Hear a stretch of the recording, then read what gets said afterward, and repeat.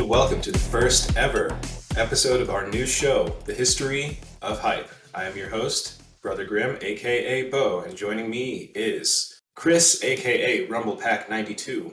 It was good. We have Ed from the Save Greendale Committee. Ed, how you doing? Hello, I'm good. And finally, we have Alec, Alaba. How's it doing? How's it going? How's it doing? How it do? Made it through the day, but that's all that matters. Yeah, honestly, I know that this is the history of hype, but I am chugging coffee. Like, caffeine is most of my body makeup right now. Yeah, I know. That's me remembering that I didn't get coffee. Good. Yeah, no, it'll be okay. Hopefully the conversation will be able to keep us all up to float. For those of you that don't know, which is all of you because this is the first time we're, doing this, what is the history of hype? Essentially, we're just every episode, we're gonna have 4, maybe 3, maybe 5. We don't know yet. It's the first episode. We're figuring it out. This is the guinea pig. Come together. We're gonna pick different moments of hype history. We're gonna analyze what makes them hype. What is hype in general? How can one cultivate hype in their marketing material? If you're putting out a game, if you're just trying to put together a podcast, how do you keep that hype? Anything that keeps the blood level pump or the blood pumping and the energy levels high. So today we're really just going to discuss, what is hype, try to set the criteria for the rest of the show. I'm going to have each of our panelists, take one moment. I left it pretty vague. I left the assignment pretty open. We have a range of mediums, some not even media specifically, but we'll get into it as the episode progresses. So I want to start with Chris because I feel like you have something that we can all kind of rally behind, and something that I can see you're excited to talk about. So this please, is a what is fun your one. topic? I've been wanting to talk about this for a while. Imagine, if you will, June 12th, 2018, right? You're sitting there, hey, it's E3. Nintendo Direct is today. I bet you they're going to talk about that new Smash Brothers game that they teased a few months back. You got to see the Squid Kid and the big flaming emblem and all that. So finally the trailer kicks off. You begin to see the classic Mario and Kirby, Ness, Link, Donkey Kong, Marth, Zelda, and all that. But then suddenly, oh look, villagers come back. There's Cloud. What's this? Is that Snake back? And then you hear and see the words, "Everyone is here." And then they just start tearing through every missing character that's been left out of the previous games. Every single character from every single Smash Brothers game is going to be in the new one. And then they're like, hey, here's more new characters on top of that. I remember exactly where I was. I was at work. I was streaming it on my second monitor. I had a little window off in the corner, so my manager didn't yell at me. And I'm trying not to scream, okay? Because I'm like, oh my god, they brought Young Link back. Like, there's Snake again. Is that Bayonetta? Like, I'm just sitting there, like, losing my mind. Your manager's just like, why is Chris doing jumping jacks? I'm sitting here in my chair, like, going like this. I'm like, ah! Did I hear glass break? What the? Is he having aneurysm? Someone help him!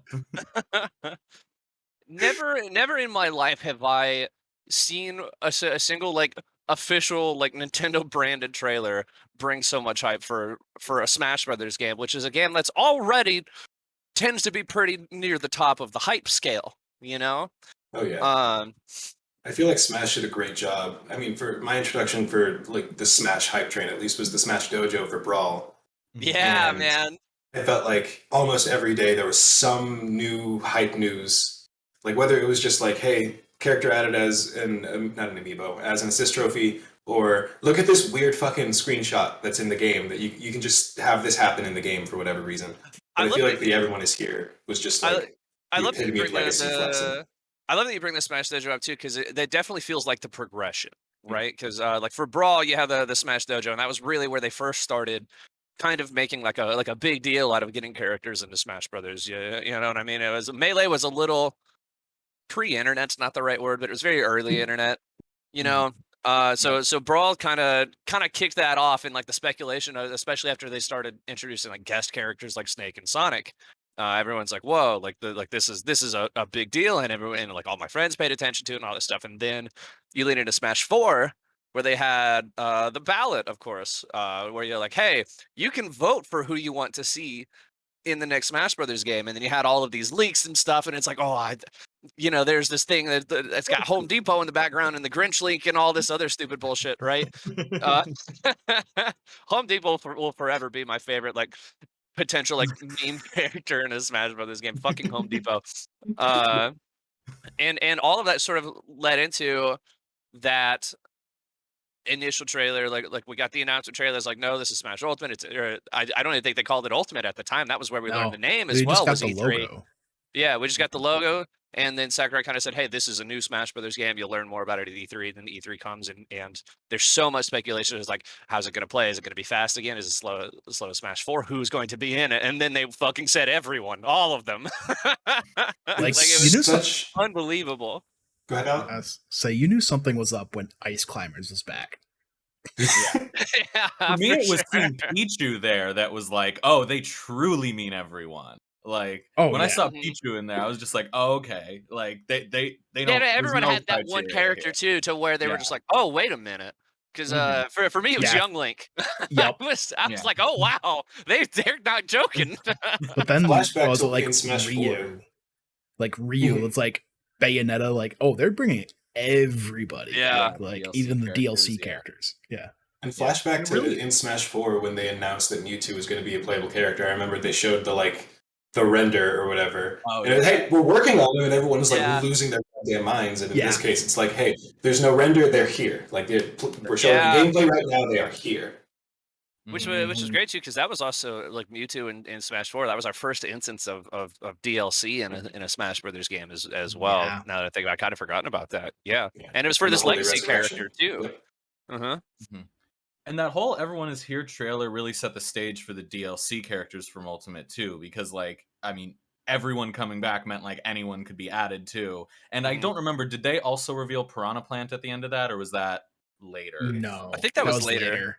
Because that really doubled down on the truly anyone can be added as DLC. Yeah. But, If I remember correctly, Piranha Planet started out as a pre-order bonus. Like, so he was there Yes. like at launch, I think, but only if you Yeah. pre-ordered, and then later was available for to download separately. yeah, he was the one free DLC character. Yeah. So I feel like the Everyone Is Here trailer is kind of a perfect culmination of, like I said, like just legacy flexing. And I know that your topic has a lot to do with, I know that you gave me a few, Right. but two of which stood out because they're two legacy IP that I feel like everyone is kind of aware of. So could you kind of elaborate on what you wanted to bring to the table? Sure. Yeah. The first one that kind of more leads into what you're talking about was for me seeing Skyfall for the first time back in 2012. Now I'm a huge Bond fan, grew up on it, and this was the first time I ever saw a Bond movie in theaters. So there's a lot of like huge hype moments in that, but nothing tops when Bond is with M and they go to the garage, they lift the door, and the original Aston Martin DB5 from Goldfinger is sitting there.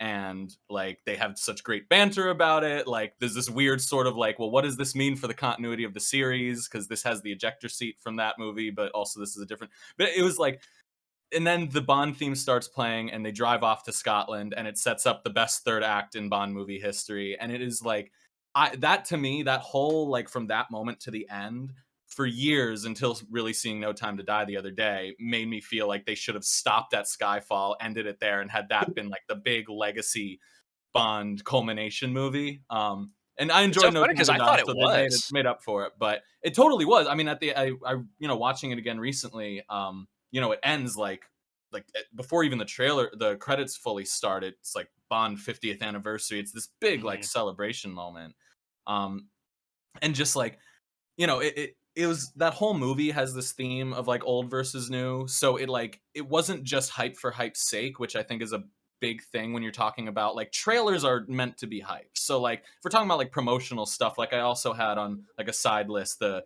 Civil War trailer when Spider-Man gets revealed. Like that's massive, but like we knew he was going to be in the movie, and then we've seen the moment, so it's still hype in the movie, but the hyper moment in the movie is when you see Queens pop on screen. So, it kind of shifts that moment for you. But like this is something that wasn't in the trailer, but it also means so much to the fans and to the movie itself. And that's what makes like the end of Endgame so good, or Marvel in general does this all the time. Like just hype moments that aren't for hype's sake.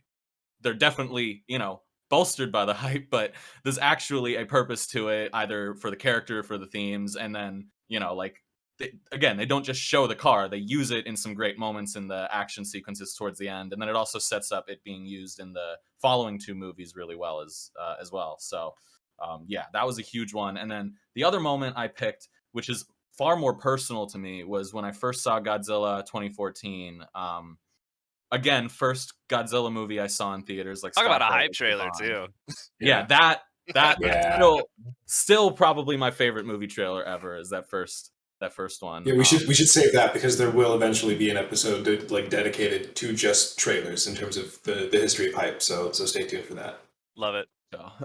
But in the actual movie, I'm seeing it there with my brother. We're both diehard Godzilla fans. There had never been an opportunity for us to see one in theaters because the last one was like 10 years before and didn't come out in theaters in the US anyway. So it had been forever, and we were just it was like the whole movie, that movie is just a tease up until the very end. There's about 15 minutes of hype at the end, and it is so well worth it. But the moment that gets me every single time and had me leaping 10 feet out of my seat when I saw it is they're in San Francisco, everything's fucking destroyed, and that blue light starts going up the tail. Yes. Just and the sound effects that sound. they've used in every MonsterVerse movie since for it, just the wonk, wonk, wonk, wonk, wonk, and then just like it's that the atomic breath has never been more powerful, except for maybe in Shin Godzilla, but that's the hell monster. That's a whole different thing, is- yeah. Yeah, very different type of Godzilla. That's a different thing. In terms of the classic atomic breath Godzilla, it's never been more powerful. It's never been more impactful in a movie, and it's also just like a return to like that movie proved that there is potential in letting Hollywood make a Godzilla movie that actually respects the original.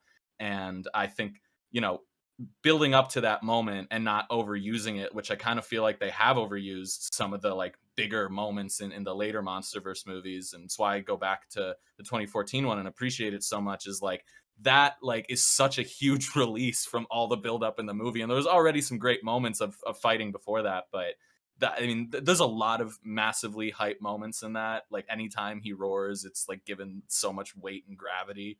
But that is just I've like never we were the only two people, like people were hype in the theater, but we were like standing up like in front of people behind us, didn't give a fuck if they couldn't see. Like it was visceral, it was like uncontrollable. Like I literally could not physically control myself from getting up out of my chair and like cheering and screaming. And it was nothing's matched it yet. Even the hypest moments in Avengers Endgame have not matched that.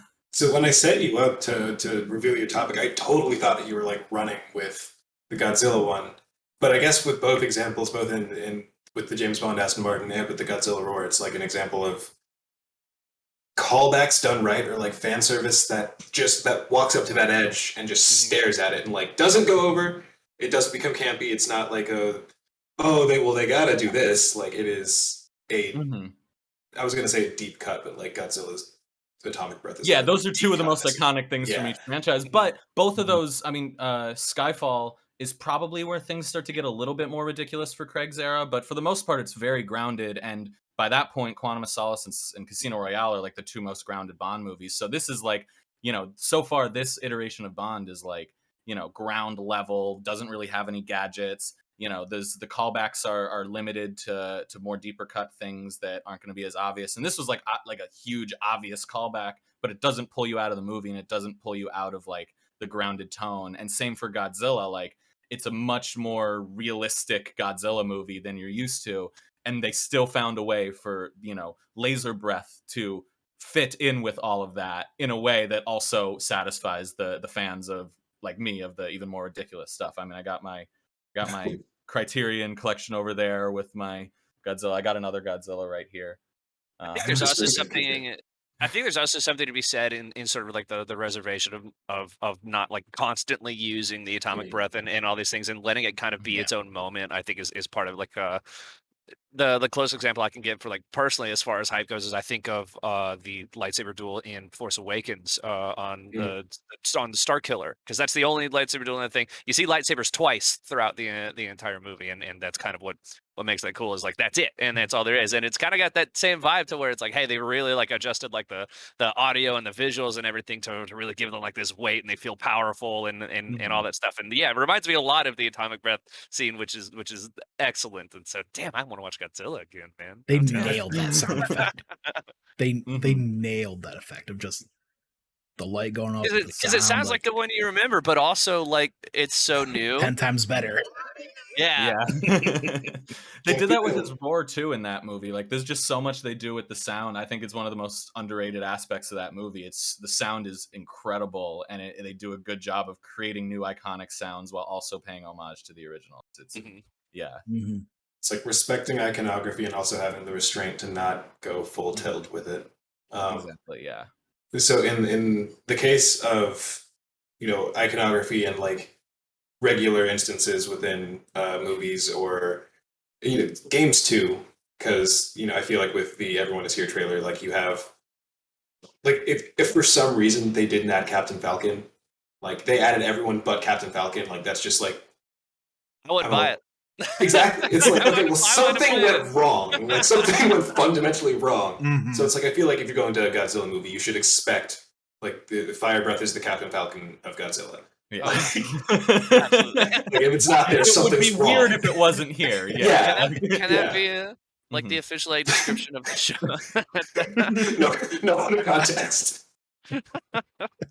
God. But the horrible segue I was trying to make was that a lot of fun hype moments are unexpected moments. So, Alec, what is your topic for a history of hype? That was a horrible segue. I apologize. It was an unexpected segue, Bo. It was an so I mean, unexpected yeah, segue. Yes. So mine is I'm a lifelong Lions fan. So mine is the 2009 game when the Lions faced the Browns. So going into this game, both teams were 1-8. The Lions had just come off their 0-16 season and drafted Matthew Stafford as their number one pick.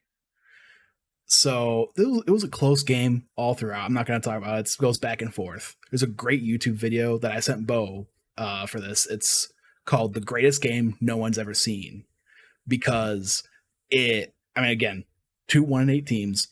It was a blackout in Detroit because there's this rule back then before 2015 that if you didn't sell a certain percentage of your tickets, it would be blacked out in the local market. That rule since then has been abolished back in 2015. I'm gonna say that does not seem like a good promotional strategy to It go off. seems spiteful, right? Like that's just like, well, I guess you don't want to see the game, Right? But so this game back and forth throughout the entire game. I shouldn't say the entire game because the Lions were down by like 21 points in the first quarter, but they fought their way back. And end of the fourth quarter, Lions have the ball with 1:46 left, have to drive pretty much the entire length of the field.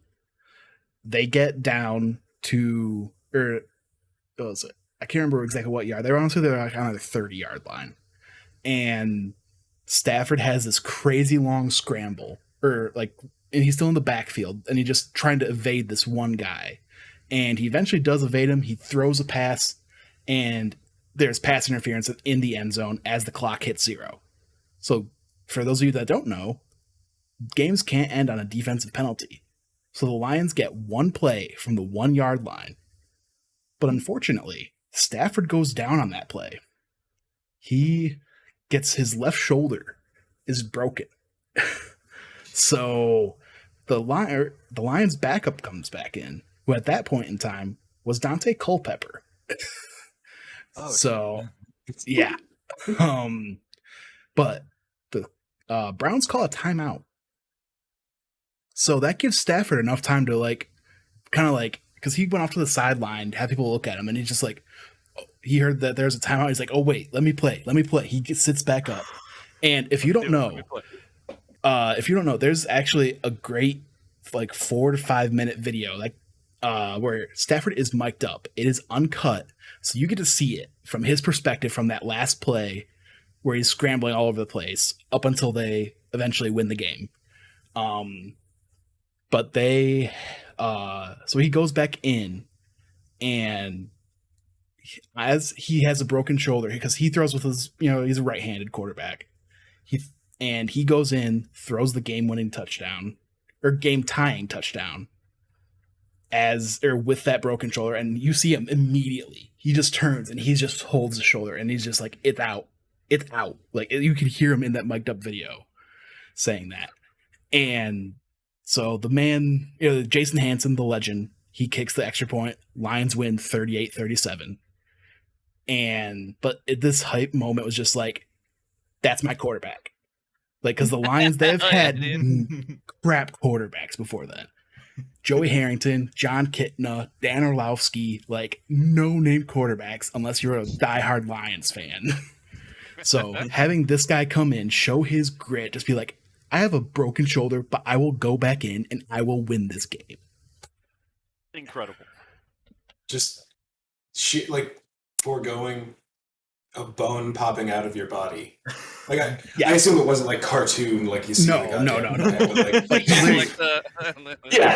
He's literally holding his shoulder, and he's just like, it's out. Like there's that mic'd up video, and he's. I'd have stubbed my toe before, and that would make me just dip out. Like I don't care how much I'm being paid. I'll have you know, I stubbed my toe while watering my spice garden, and I only cried for 20 minutes.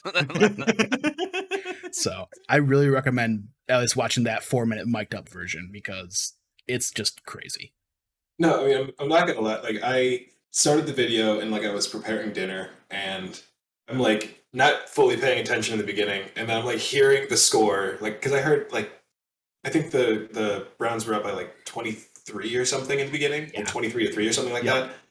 And then I just started hearing, the Lions coming back, and I'm like, wait a second, what's happening right now? Matthew Stafford and Brady Quinn were the quarterbacks. Yeah, okay, legends. Stafford's working his way there. I mean, another horrible transition to the next one, but on the subject of competition and comebacks, Chris, I know you're going to pop off for this. And we will have a full dedicated episode for this later because this was kind of like this moment is why I wanted to do this show. I know where you're going with it. You know exactly what the fuck I'm talking about. It's Evo Moment 37. Yeah, baby. It's so for those that don't know, Evo Moment 37, also known as the Daigo Parry, it was a match in Street Fighter Third Strike from Evo 2004, and I'm really trying to hold back because I know that we will get into this a lot deeper later on, but it is just one of, even if you don't know what's going on, like if you've never played Street Fighter before, you're not a fighting game fan, I beg you to just look up the clip because the sound in that room, electric. Like you don't have to like fully understand what's going on, and then once you do fully understand what's going on, it becomes even more impressive.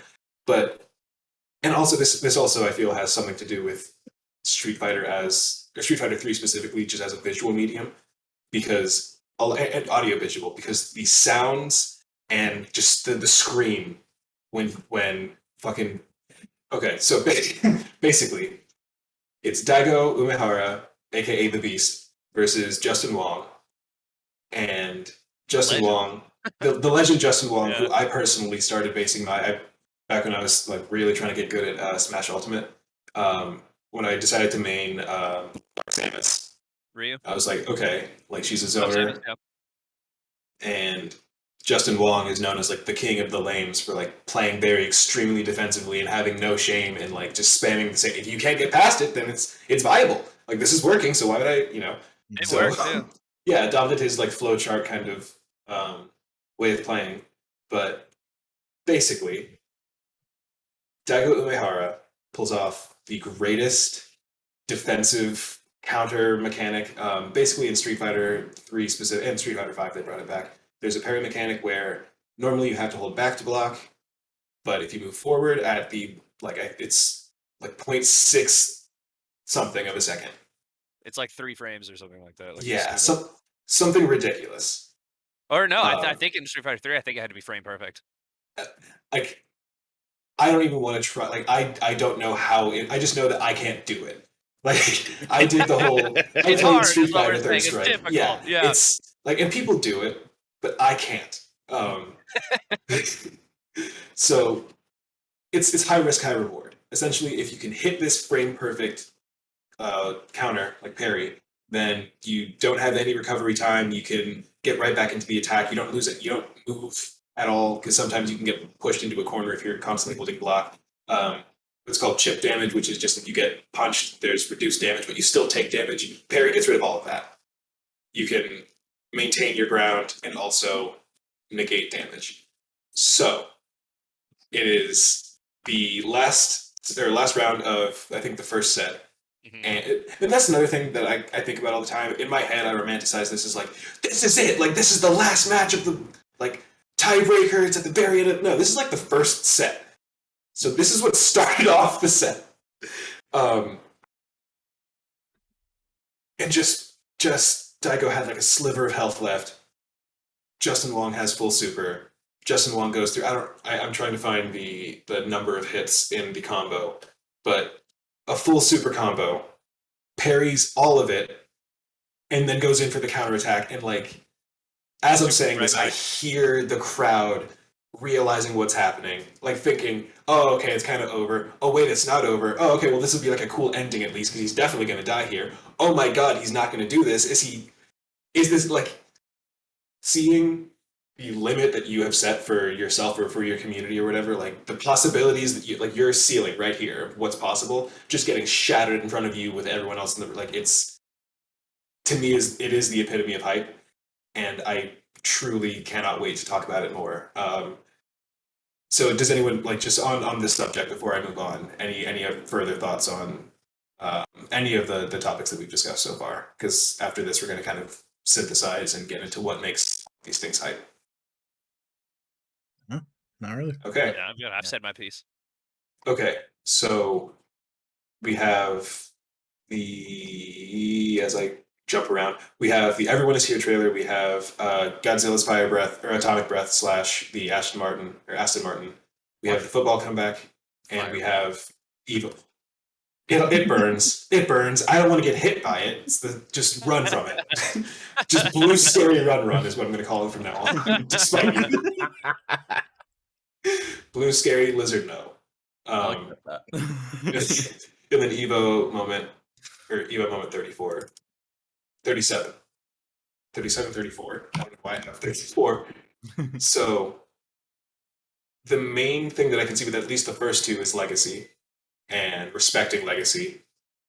But I have no idea how that feeds into to the Lions winning or Evo moment 37. Well, I definitely feel like with the Lions situation, you've got maybe not legacy in terms of honoring the legacy, but there's still a sense of like, if you understand the history, it's that much more hype to you, because like you were saying, they'd never had a good they hadn't had a good quarterback in so long that, you know, it was just this like moment of like, okay, we finally got one. And like, you know, if you're like a casual fan, you'd appreciate the performance on field, but like you wouldn't feel all of that in the same way. If you're not a Godzilla or Bond fan, you wouldn't feel those moments.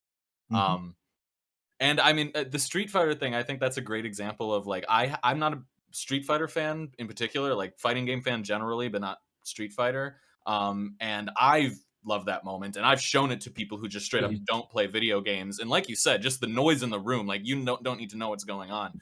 But like, you know, I imagine for diehard Street Fighter fans, there's a lot more to that, you know, because it literally like changed the game of like what you can, like you said, just like what you can expect to see. So I think like any big hype moment has to have like some kind of history to it. I mean, otherwise, what's the hype? Like what fuels the hype? Like you have to have investment already to feel hype. I think for the most part, like, you know, there's a bunch of great, you know, hype movies coming out this year, and I'm looking forward to Dune, but I'm not as hyped for Dune because I just don't have as much like, you know, put into it as I do, you know, Marvel with Eternals, or I did with Bond with No Time to Die. Like it arguably looks like a better movie than both of those, but I still like, just I don't, you know, emotionally care the way I do for a lot of these other things. And I think that, you know, that's huge. I mean, you get exceptions, like again, the Street Fighter moment, you could show it to someone who doesn't know anything, but you know, that's like the pinnacle of hype moments. So You know, like Yeah. that's the exception, not the rule, you know? Yeah. I mean, to and even piggyback go ahead. off of that, like just going along with that Lions moment, like you can just, even if you don't not a fan of football, you can just admire Stafford like for that toughness to go back in with a broken shoulder and win the freaking game. Like That's that's an easy thing to be able to sort of like connect with, because like maybe you haven't like broken something or so, but everybody's gotten injured at some point in their life, you know, and understand that trying to play a physical sport with a broken shoulder is very difficult. Yeah, you know, I think it's like despite like you know being able to tell that there's something hype going on in Evo Moment 37, like you can also kind of be like it's somebody that doesn't necessarily is like into fighting games, or maybe it's even their first time seeing Street Fighter at all. That can be like, yeah, this seems cool, but it's easy for them to kind of connect with Stafford breaking his fucking shoulder and then being like, put me in, like. Yeah. Yeah, I feel like honestly, I feel like the underdog story is also something that like is very immediately relatable Yeah. because, like you Yeah. said, everyone has broken something. Like everyone has hurt themselves. They've felt pain, so they can immediately identify, oh, this person's in pain, but they're doing something. Like that also kind of infers like, okay, well, I guess this is so important that like even if I don't understand the weight of this happening, like someone willing to go through more pain than I've personally experienced before to continue, like that's gotta give me more respect for what's happening here. Yeah. And I feel like I'm also saying this as someone that's played a lot of Street Fighter, but I'm like, I feel like the visual design of the screen itself, like having the health bars at the top, you don't necessarily understand like you don't know what inputs have to go into a fireball. Like you can see, oh, okay, well she just shot a fireball out of her hand and it hurt him because he went and then I also see this thing at the top that went down. So I assume that when this goes down, like you can kind of piece together, and I guess that's more of a shout out to fighting game UI. But but you know, like I feel like by the end of like once fucking Daigo's in that corner, you can at least kind of piece together, oh, he's fucked. Like you can at least put together, oh, okay, well, I didn't know who was winning or who's better or not, but I know that this person in the corner is not in a good position right now.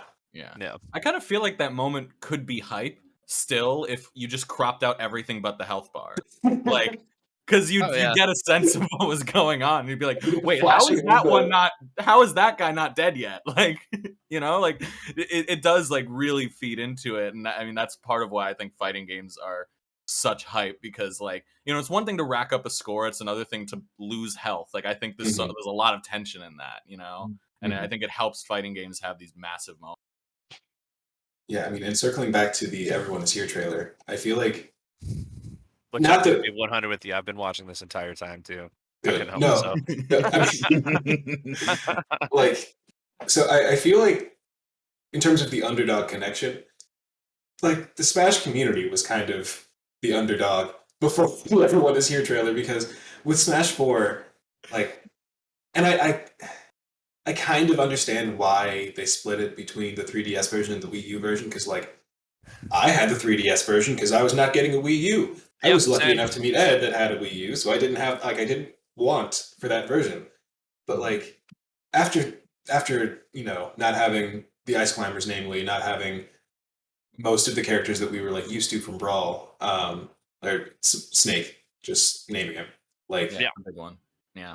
We weren't sure. The future was extremely uncertain for the Smash roster, and I feel like if you dedicated 100 hours into getting really, really, really good at Snake and then going into Smash 4, like that's taken away from you. Yeah. Like, that's extremely rough. So I feel like going in with Smash, and like Chris mentioned earlier, like Smash in and of itself is just a hype generator. Like just saying, hey, we know that there's a new one coming out, but now that Nintendo says that there's a new one coming out, everyone can officially lose their goddamn minds. Like, before we were doing it in private, now we're doing it publicly. And just to get ahead of it now, too, I will be talking about a lot of Smash moments throughout the course of these further episodes. But because they're so good. Yeah, there's so many. There's so many great ones. Like, I just feel like Smash's marketing team, and especially because of the like, I'm thinking about it right now because of the Sora trailer. Like, I'm not even a Kingdom Hearts fan, but just the level of, like, anytime Mario looks badass by any means, like, I get some level, like, I don't know, it's not emotional, but like I just get You want to talk hype Mario moments? I submit the Super Mario Strikers Charged opening cinematic. Yeah. Where they're all just like Oh. geared up and start fighting each other. Like, Oh my god, they're fucking that's angry. That's how you build hype to play a Mario game. I love like what I assume was the pitch for that opening, like that cinematic of just, hey, okay, so we're gonna take all of these beloved video game childhood characters or whatever. You know, Mario, his main thing is he has fun. Every time he jumps, he goes wahoo because he's just having the time of his life. What if we gave him the bloodlust of ancient Greece? Like, what if we just make him angry and hate everyone around? Like, and then for some reason, remember the original Smash Brothers trailer? Like No. for Oh yeah, where all the for mascots. 64. Are you talking For about the one in the 64. mascot costumes? Yeah, they're all in Yes. costumes. Yeah.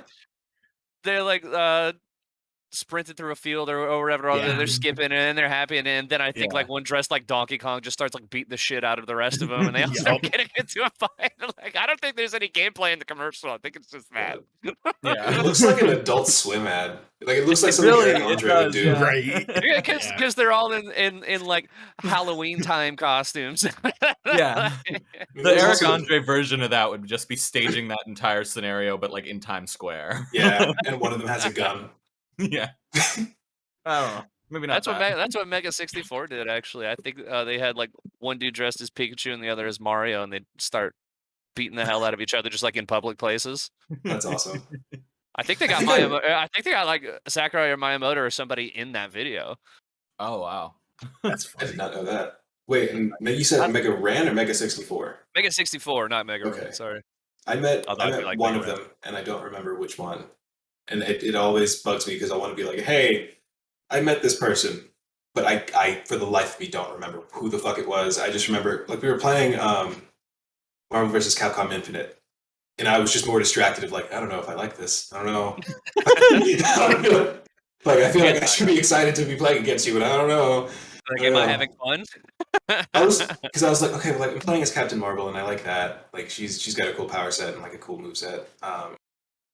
God, I'm now thinking that I want a full episode of just hype video game discoveries because like I'm now having flashbacks to Marvel vs. Capcom 2, me fucking around in an arcade, some older kid coming around and being like, hey, you know, if you like do this input and press this button, you can do something cool. And that was the first time, like, as War Machine, like, I pulled out the giant fucking cannon. And I was like, oh my god, you can, wait, what? You can, what? Holy shit! And, like, just changed my life and opened up my eyes. Getting back to the idea, or to the synthesis aspect of it, I feel like legacy, context, expectation. So, like, is the execution important if you have enough build up, if you have enough like I guess what would make the atomic breath not work in a movie? Like what would kill that vibe? What would how could they fuck up the everyone is here announcement? Like what is it? Because I feel like the substance of that announcement is really awesome, but how could they have fucked it up or made it not as hype? I feel like that trailer was a 10 out of 10. How could it have been 8 out of 10 or a 7 out of 10? Like, is it possible? I'm trying to think of an example of a situation that is unquestionably hype, but that got ruined by the execution. To like counter Ruined might not be the best word for it, but I actually do want to like. The best example I can think of is actually, I think you mentioned it earlier, which is Spider-Man in Civil War. Mm-hmm. Like the trailer was hype as hell. It was really cool that we got that. There was this big announcement like, "Hey, Spider-Man's in the MCU." The way it's cut in the movie, to where it just hard cuts to Queens, you see behind Peter Parker, you don't see his face for like until he's in the apartment. It clearly looks like they were trying to hide that from you like as long as possible, so you just have the slow realization, oh, this is Peter Parker. You know what I mean? Imagine if Spider-Man had never been in the Civil War trailer and nobody knew that he was going to be in it, and then you just have that hard cut Queens, and then there's this kid walking to his apartment. You hear him say the words Aunt May, and then you go, oh shit, that's fucking Spider-Man. Like, and this is there's the words like it's still cool. That's rad. Yeah. It could have been more hype though. Like I mean, that's I guess that's because I was just comparing it to the Everyone Is Here trailer. Comparing that, like, if people if Nintendo still sold us Smash Ultimate, we were all in, and then we get home, we boot up the game, and I know that I think with Ultimate they did the whole you have to unlock everyone again. Yeah. But Yep. let's say you didn't. You put the cartridge They were in, you just start there. it up, and everyone is there immediately. Oh my gosh. Like, I And nobody don't knew. know. Oh my god. I was gonna say, That'd like, be I don't know if that would unbelievable. have the same. Like, Smash 4 sort of did that in that they didn't reveal every character before the game came out, and Yeah. I remember people like I remember the day it came out, like immediately on people were unlocking. I think it was even like people got like what's it called when you walk in and you get it early? pre-orders. People broke Street Date and like got it. Yeah. early. Oh, Bro, yeah. Street Date, And so that stuff was starting to come out, and like I didn't know whether to believe it. I was like, Bowser Jr. and the clown car, what? Like, Yeah. Duck Hunt, Bowser dog. Jr. What? and Duck Hunt. Yeah. Yeah, like I was remember like, seeing that. I was like, no. yeah, No and you're way. like you're following the hype, and you're like compare, and there's always with Smash, there's always the fake leaks, and people go as far as like making full art for things that looks totally believable, like the Shout out Rayman to the Grinch leak. like Mhm. the Grinch leak. Yeah. Yeah, like there's so many examples of that. So I do remember like playing the 3DS Smash with my friends, figuring out characters were in the game as I unlocked them, and like Mhm. that was something I do feel like we sort of missed in the Everyone Is Here and the Ultimate hype. Now, I think they make up for it with the sheer volume of everyone being there, but like Mhm. it's clear that trailer was like an evolution of Sakurai getting more and more upset with things getting leaked online, because like the dojo is this long build up, and I know he said part of the reason they didn't do Subspace Emissary again was that all the you could just The go and watch cutscenes, the yeah. cutscenes online, so like that ruins a bit of it. So then Smash 4 didn't do the dojo, but they still had like characters revealed on the website, so it was like kind of a half-assed version of it. And then Smash Ultimate is just like, fuck it, just we'll tell everyone now, Here's and then we can just everyone, save yeah. the hype for the new characters, which Mm. still works out because now they do the big cinematic trailers every time they announce a new Yeah. character. Which are always They great. did. They did. Yeah. They did used Yeah. to do that, and now they Or don't. were But they ended always on a big great. one. Fuck. Yeah. So I Yeah. think that's an example of maybe not necessarily like they ruined the hype by showing everything. Obviously, we're talking about it as a huge hype moment, but it over time, especially with an ongoing series, you have to kind of like adjust how are you going to have these hype moments. And it's interesting to see like Civil War, they show that there. I think a lot of the Spider-Man movies have an issue. This is probably more of a Sony issue of just showing way too much in the trailers. And I think Marvel with the MCU has learned a lot from that recently, where like Endgame had like I think only footage from like the first 15 minutes of the movie in the trailers, and Infinity War had just like the fake shots that they put in there, and Eternals seems to be showing like maybe 10 minutes of runtime like in the Shang-Chi didn't show trailers. too much So either. yeah, Shang-Chi pretty much held back the entire third act except for like one shot I remember. So I think they've learned from that, and a part of that is I think when you get to the point where you're Marvel, you don't have to even release a trailer.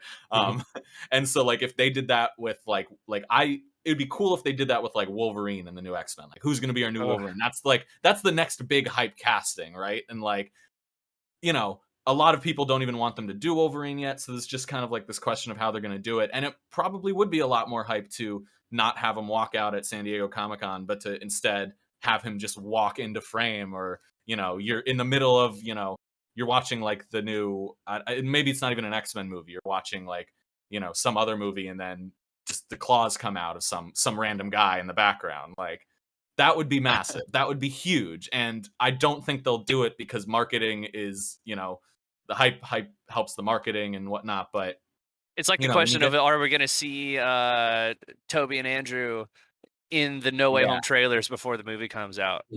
I firmly believe we will, because Sony's in charge of the trailers for this movie. But I mean, imagine if they weren't at all. I mean, it's also that brings up a good point of like, how do leaks and how does leak culture kind of feed into, not leak culture like it's fucking cancel culture, but like how it's kind of it's pretty damn close. I mean, yeah, because I'm just thinking. People So get let's really say, mad about it one way or another. let's say Marvel's initial plan was never to announce that Spider-Man was in the movie, because half of me was like, okay, well, like on the Marvel marketing side, like, okay, well, how do you get more butts in seats? Because it is Marvel, that like, you just say, hey, we have a new movie coming out, you give a release date, you give the title of it, and then you don't give anyone anything else. Like, it's still gonna make fucking billions of dollars. So like, how do you make even more money? Like, how You from put your that- perspective do you push it Yeah, even no, further? I'd say- that's a next level Uh, thing.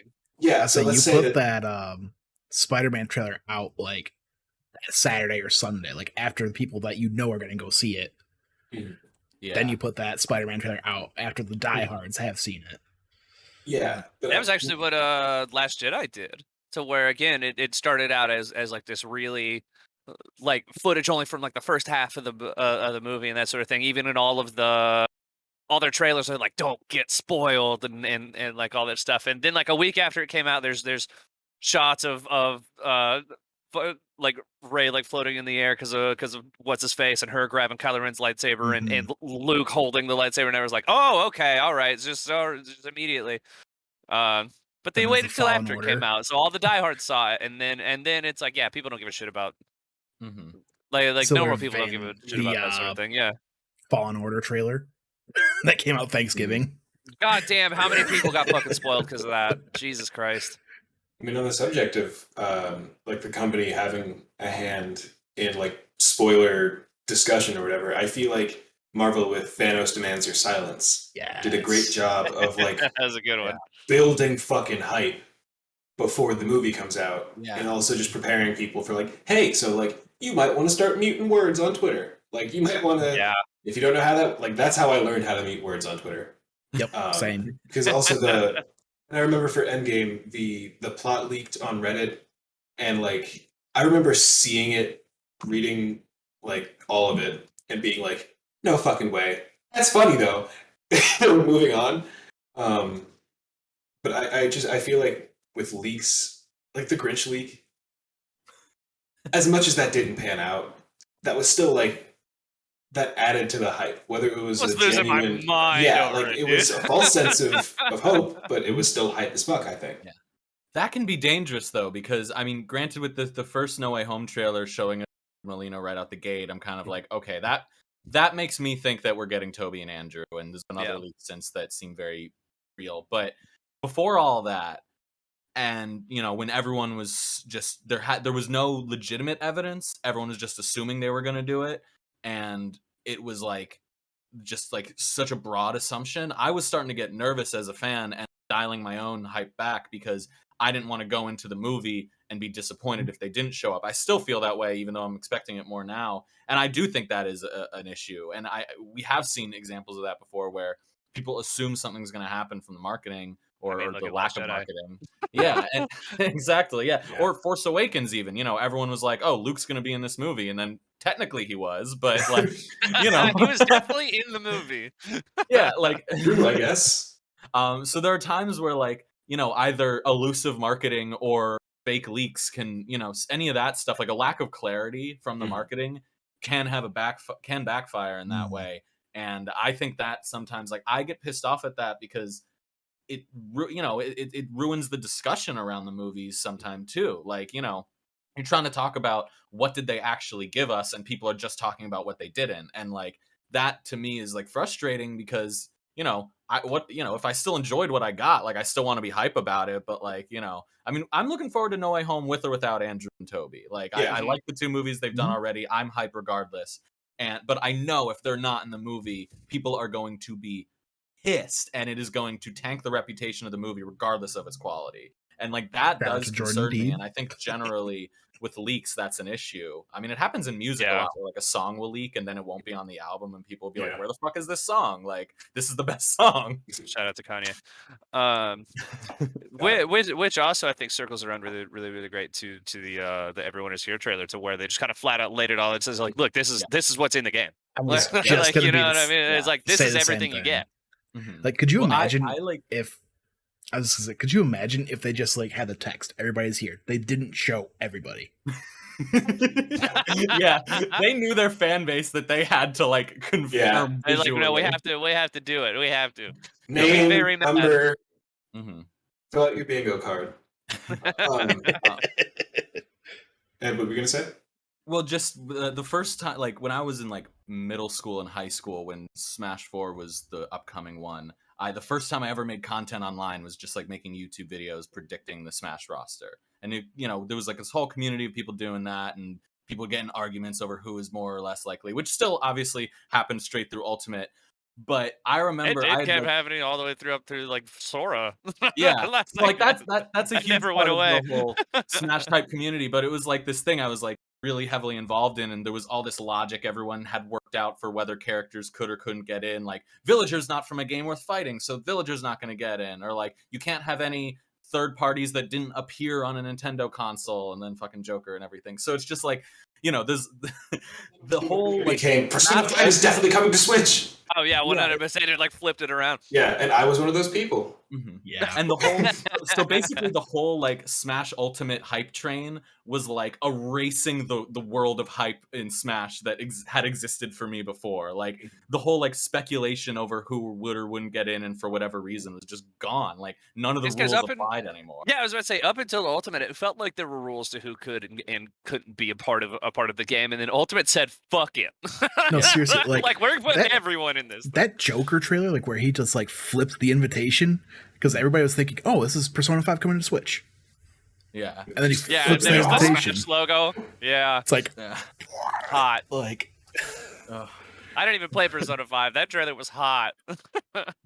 So to kind of close things out for the last bullet point, I guess, I kind of want to talk about like the flip side of hype, where marketing does a horrible job and gets people too hype, but then also kind of discussing, is it the game's fault? Is it the fault of players for setting their expectations too high? I feel like the easy punching bag right now is Cyberpunk. Like, it's not necessarily topical, but it's also like every few weeks I feel like I see someone like Paul Tassi from Forbes, every few weeks, months, however long, they'll just kind of put out an article that says, hey, so the last time we heard anything about Cyberpunk was like a while ago. And like, I feel like I personally, I liked Cyberpunk for what it was. That said, it was not what we were told. Like, I feel like with No Man's Sky, and they've definitely turned themselves around. yeah. The game that was No Man's launched Sky, yeah. was not what we were promised initially. Mhm. So I feel like, how does that happen? Like, how does a company, like, I feel like, Well, I mean, in the case of No Man's Sky, it's the director of the entire thing literally lying about what's Yeah. in the game. So I mean, that's a special case, I think. Yeah. Though. Mhm. I mean, even in Cyberpunk though, they mentioned a lot of systems, and you can go back and look at those developer diaries and have them say, oh yeah, we're gonna have like an in-depth policing system like in GTA where Where they just appear behind you out of nowhere. yeah, like I, even reading all the reviews and stuff, like going into that game, I dropped my expectations hard. Like, I was just like, okay, I said that I'm in this for the pretty lights and the cyberpunk, like just I want to be able to hack shit. I want pretty lights and I want to be able to hack shit, and I got that, but I also feel like people are completely justified in being upset with what they were given. Yeah, I think too much hype can definitely hurt something like that, but I don't, like, in the case of Cyberpunk, I don't blame the developers because the marketing team was writing checks they couldn't cash, like it was, I mean, some of it, I mean, I don't know, maybe I didn't follow that closely enough, but like I don't feel like that was, if anything, they were probably, crunching to get the things done that they were promising. And so, but unfortunately not everyone is informed on how these things work, and like, or and through no fault of their own, like not every people are casual fans, it's fine, but like, that's where I feel like the best examples of hype when it comes to marketing something is when the marketing team is actually like working with the developers or the film producers or whatever to like, because with Endgame and Avengers stuff, doing like these fake shots with where they like kind of throw off the scent by CGIing extra characters in the background or removing people. Like, I know some people get upset with that, but to me that reads as like the trailer team is talking to the movie making team and being like, what is worth hiding and what can we work around? And like, they go into making the movie with that stuff in mind. So it's like, it's all part of the strategy versus just like, one guy at E3 being like, we're gonna have this, this, and this, and then some guy hunched over at a computer in Europe being like, what are we doing? Like, like I feel bad for that guy. Like, that's not his fault. And I also love that though too, because Bo earlier you kind of laid out like these sort of things, like these fundamentals that make things hype, and I think expectation is a huge one. Part of that, both Yeah. like something meeting expectations or defying expectations as well. And so like that's why I love things like the Everyone Is Here, because it set that one sets expectations. It's like, this is everything. I know it's all really cool stuff. The substance of it as well is definitely a big part of why that's so hype as well. But it helps set the stage for that. I like what 343 is doing in where they kind of said it's like, hey, we're not going to have some of these things in Infinite when it launches. Sorry, and they can kind of get ahead of that. So now people are hyped for what's going to be there. You know. Yeah. Yeah. I feel like Xbox, or not Xbox, but 343's marketing has been like, at this point, like I have not jumped into any of the Halo flights. Very good. I know, like, all of the clips I've seen make me want to play it, but I'm also like, it's gonna upset me when the flight goes down. Got locked and loaded. Ready to go. Oh, it did. It's Keep ruined. that thing on you. It's ruined other video games for me right now. I have no desire to play anything that's not Halo Infinite. See, and that's because I just got really, really, really into Destiny PvP for like the first time. Like, I'd played it casually before, but now I'm just like, I'm trying to fucking rank up. Like, I'm tryhard now. Like, I'm playing the meta. Right. And I know that once Halo comes out, that's kind of it. Like goodbye Destiny for a bit. Oh yeah, and I made the mistake Splitgate too what? of like starting Deathloop like a week before like the second Halo Infinite flight. I have no desire to go back to Deathloop. I want and it's like I want to finish the game, and I look at it and I just go, I don't want to play it right now. From what I can tell, I have 2 missions left, and at this point, it would take me the first like maybe 15, 20 minutes to relearn how to fucking play that game. And I'm like, well, in that time, I can just play like a game or 2 in Trials, and then I'm in Destiny. Yeah, and there you are back again. So this was a very good discussion, I think. Are there any closing thoughts before I ask you all for your Twitter handles and all of your other fun things to plug? Nothing? How about this? What is one thing you're hype about in the immediate future? One thing that you're looking forward to? We'll start with Chris. Oh man, I don't know if you guys have heard of this little video game, small indie company, Halo Infinite, something like that. I think it's supposed to come out. It's like this first, yeah, Halo Infinite. It's this first person thing. I don't know. It looks pretty cool. Is it in space? Probably. Sold. Okay. Yeah. And what is something that you're looking forward to? Something hype? Another thing we've already talked about a lot is definitely Sora and Smash, because like the last few DLC characters were like great for those shit, fans. That's next week. But yeah, like this is like I marked it on my calendar, playing the moment he comes out, like the second, and I'm not playing any other character in Smash Bros Ultimate ever again. Like I'm sorry to Cloud, I'm sorry to Mario, I'm sorry to all my mains. Are there other characters in Ultimate? You are being replaced right now. It's going to happen. Like, I haven't touched Smash in like months, but I will play probably for like a week nonstop, just trying literally everything I can with Sora, with every color swap taking pick. I'm going to, Sora Simulator Switch Edition. Gotta take so many fucking screenshots. The fact that they Alec? pulled him, just real quick on the Sora thing. No, The fact that they pulled him from the Smash ballot, like that they mentioned that in the direct, like blew my mind. Cool. Well, that's where I was just like, I knew these fuckers lied the last time around. Oh like, yeah, there's there no was way. definitely like meta. There was probably a list of like 20 characters that they just couldn't clear legally, and they were like, okay, Bayonetta won. Like when they didn't announce who won the ballot, I was like, it was fucking Goku, wasn't it? Yeah, well, that's the thing. I don't even believe it was Sora who won, even though they just told us. Like, I think Sora is now the new person they could clear, but it was definitely like Shrek or Goku or SpongeBob, like without a doubt, like no question. All right. I'd probably have to say Guardians of the Galaxy, the video game. That game, dude. Based off the playlist that they released last week, had a couple of songs from the Star-Lord band, and then just the vibe of like the 80s rock music that they had. I'm like, Never Gonna Give You Up by Rick Astley. Is that in there? Yeah, it's in there. That's in there. Cool. It's a great playlist. Like you said the playlist, and I just like opened it to like kind of scroll through. I was like, oh, maybe I'll recognize something. And that was the first song I saw, so I was like, oh, I'm in. Like, I was already pretty That was sold it. just seeing the combat. Like, it looked really fun, but like with the music being there to pair with it, I'm very excited. Sorry to streamers. Oh yeah, no, Say that's that I'm now. sorry, streamers.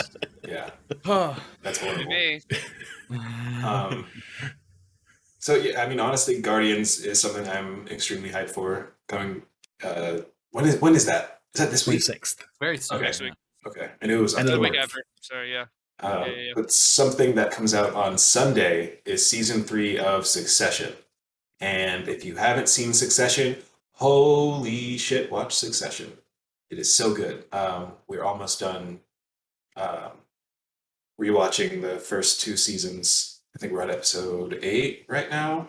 I get like the best pitch that I can give is, what if Arrested Development was on HBO? Interesting. And it is so good. It is so good. That's great. I, I need something don't to watch wanna it give- now that Ted Lasso's over. Yeah, no, Succession is very much not the vibe of Ted Lasso. It's a lot more tense. That's fine. Yeah, I feel like I notoriously like things that stress me out. And Succession is just it's fair. stress and yelling, and Except Uncut Gems, apparently. that movie's too goddamn long, and I will die on this hill. It's like a 90-minute movie. It's not that I long. I will look the Safdie, are they twins? Brothers? I don't know if they're twins. They're brothers, but I look the Safdie brothers and Adam Sandler in the face and say this movie is too goddamn long. And like, I respect the hell out of all of you for it. This is a great work of art. I'm not sitting through this ever again. I'm sorry. this is an exception to Yeah. everything. Okay, so Alec, where can people find you? What's your Twitter? What's your Instagram, TikTok, all that? And you can find me everywhere at albob875. And Ed, where can we find you? Yeah, you can find me at eWilshire Prime. There's 2 L's in Wilshire. And if you want to follow my community podcast, Save Greendale Committee, that is at SGC_podcast. And Chris has been on there. Bo is my co-host there. So, We've there's also had familiar Josh. voices and faces. Yeah, we've had Josh. Did I on make that as up? well. Yeah, okay. Mm-hmm. Yeah. You don't have to watch that episode though if you don't want to. Yeah, since Josh isn't here, his episode was bad. Chris's was better. Just That's right. canonically. Mine was great. Canonically. It was. Josh it was. isn't here to defend I won't himself, so. compare the two, but both episodes were great. All right, Chris. You can find me on Twitter at RumblePack92, as well as streaming 2 to 4 times a week over on twitch.tv/RumblePack92. And I am Brother Grimbo, 2 M's. I am only on Twitter. Don't look for my Instagram because I don't think I still have like the You app do. on my You have phone. like 3 accounts of Yeah, I have so all yeah, under and different handles. and All also have been the- inactive for like 3 years. that one I used to do social media management, like I did for a couple. I still have access to their shit. I just don't know how to remove it yeah. from my phone. Yeah, just Brother Grimbo on Twitter. I want to thank everyone for being here. Thank you for watching, and stay hype.